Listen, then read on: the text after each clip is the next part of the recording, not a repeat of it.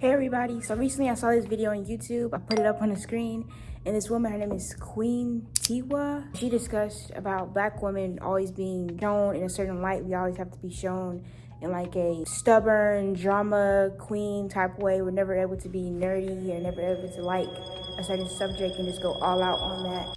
And I 100% agree with her. So we're gonna watch the video together and let's discuss. I have my purse. I know you see this guy, but let's take my purse off. About to get for real. And I feel like I definitely can relate with her.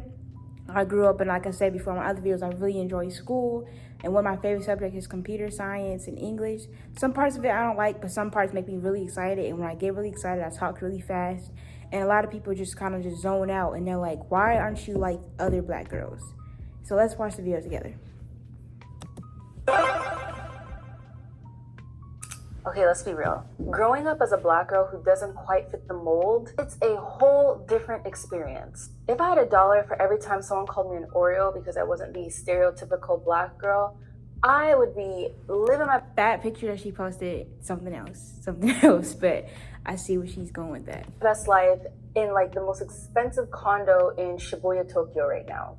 But the thing is, it's not just about being called names. It's about how people think we're only allowed to like certain things, or we're only allowed to be a certain type of person or act a certain way. And they put us into this tiny little box. And if you step outside that box, suddenly you're too different or you're not black enough. Today, we're gonna break all of that down. Okay, so here's the thing. If you're a black girl, especially a dark-skinned black girl, there are these like invisible rules that you're supposed to follow from day one. And I'm talking about rules that nobody really talks about, but you feel them the second you step out of line. I can give an example. I helped a lot of people in school with their assignments just because, like I said, I enjoyed those topics. But when I helped everybody else, and I was like, you know, everybody put me on like this top student type thing, but they're like, at the same time, you're black. You can't be both. I have to either be white, like an Oreo, and I can't be black. And so it's kind of like, how is that like a rule? I didn't know that was the case. I like this, and at the same time, I don't want to give up my blackness because I enjoy English, or I enjoy this subject, or I get this subject. You know what I'm saying? Want to listen to rock music? That's white people music.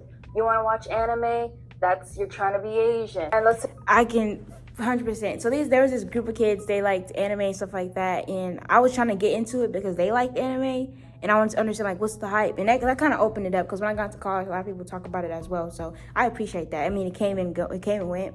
I definitely like 𝒔𝒐𝒄𝒊𝒂𝒍. Oh, my gosh. Gojo. Whoo. Gojo. The other guy with the dog. See, it's been a minute. But I wasn't that much of an anime person, but I really enjoy, like I said, school and subjects. And I would do a lot of different things, especially teaching. I really liked like my teachers, and I wanted to be a teacher. I still do, but definitely then I was like very passionate about that, and it was a turnoff for a lot of people.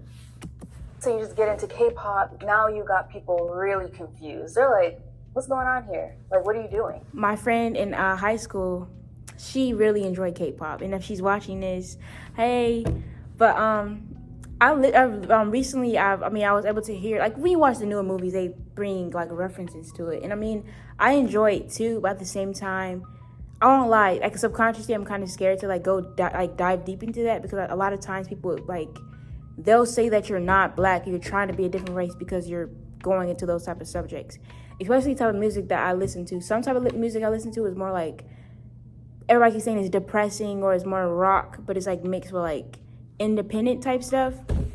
I won't say that I'm trying to be white or I'm trying to be any other race. It's just like that type of music, I really resonated with it at the time. And now that I've been clearing up my music and just focusing on like finding things that resonate, not just resonate, but like, you know, finding things that's going to help uplift my mood, because, you know, music definitely can put you in different mindsets. So I've been trying to work on that. But I mean, what she's saying is just 100% true. It's actually so exhausting. The way that we are held to a completely different standard than everybody else. It's like society already decided what we're allowed to like, how we're supposed to act, and who we get to be. You're not allowed to be a nerd. You can't be the one quoting Naruto or like Attack on Titan. My soldiers scream out! My soldiers rage! They've got this narrow view of blackness, and if you step outside of that, suddenly you're not black enough. This can't be. It says I'm 100 and 2% African. Why, Lord? And the Boondocks is always fire. Why? And God forbid you're quiet or introverted. Then they've got a whole other list of stereotypes to throw at you. Let's keep it real. White kids get to explore. They get to be weird. They get to try new things. They get to figure out what their interests are. They get to dabble and dip their toes into all different genres and, different hobbies. Listen, they can explore guns and nobody looks at them sideways. That's true too. Still to this day. They can listen to whatever music they like, join any fandom, and it's just quirky or even cool. But as a Black girl, if you're listening to things or engaging in things that people don't really see for you, you're automatically seen as weird. Like if you listen to rock music, or if you like anime, or if you're so passionate about fantasy novels, boom, labeled the Oreo. Boom, you're seen as not being Black enough, or you're trying to be white, or you're trying to be this and that. Every time I start talking, you're being white. That's white. Why are you being white? Why are you being an Oreo?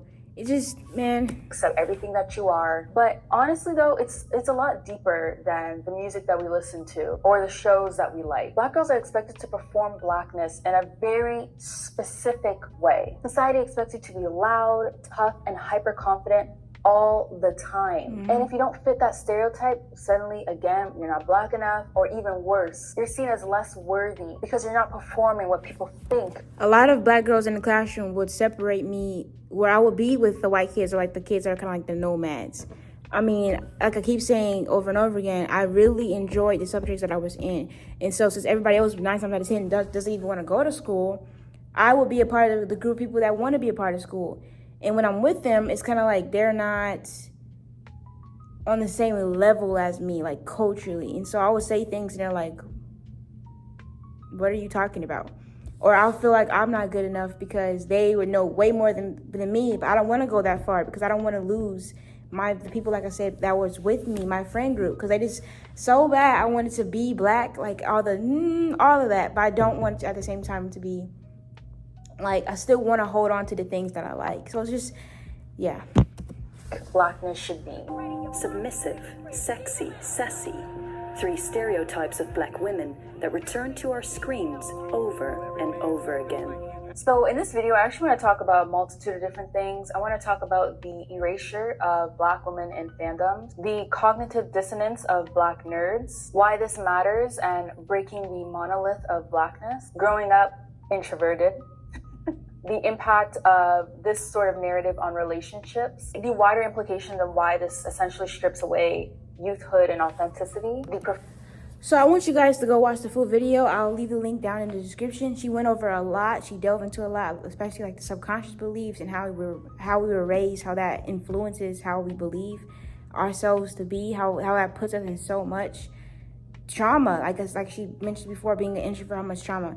Personally, to that part, I will say I'm an extrovert. I'm kind of like an ambivert. Sometimes it just depends, but 9 times out of 10, I'm more out there depending on the day. I'm saying like I like to talk more than it just depends on the day. So yeah, definitely watch the full video. If you guys agree, please let me know down in the comments any like situations where you just felt like you were called out for liking the things that you liked. Is this true? Do you also go through these things? Thank you guys so much for watching. And if you have any questions, leave them down below in the description box and I'll let you know.